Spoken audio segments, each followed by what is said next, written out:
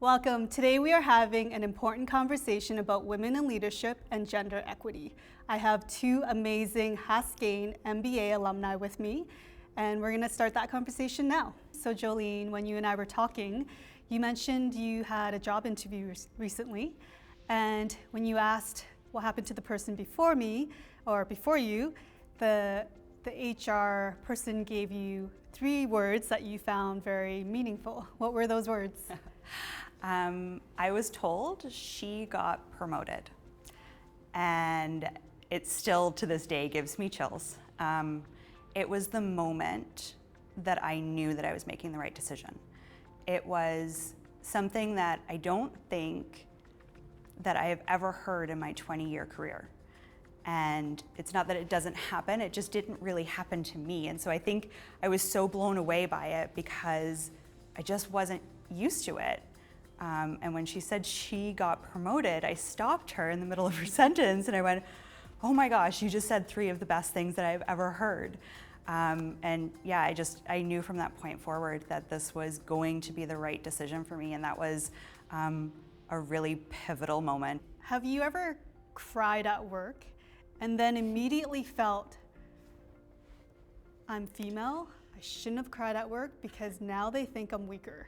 Has that ever happened to anyone? Absolutely. It's the worst. But I think that it shows strength and also the emotional intelligence part of leadership. And we're not made of stone as leaders, personally or professionally. It doesn't make you any less good. I think that it's important to show emotion and let it flow through. Obviously, you know, sometimes it happens at the most inopportune time when you're stressed, when you have 10 things going on, but we're human. And so it's okay to show emotion.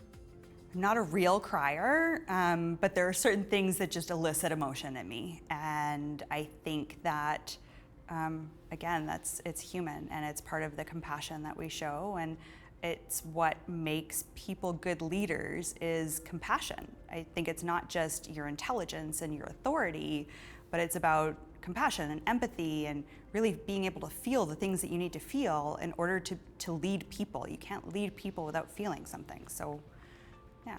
What is your proudest moment?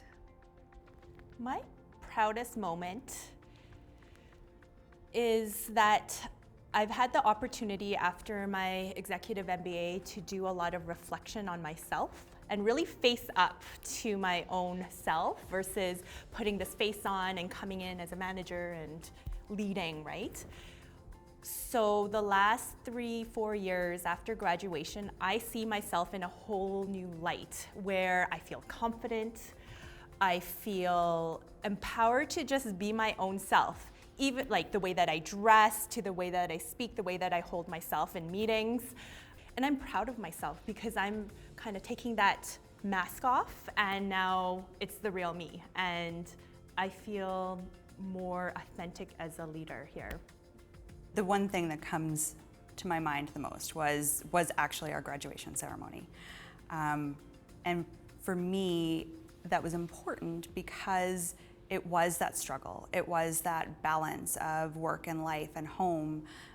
It was that ability for me to say, I can pay for it myself, I can do it myself, and I did it.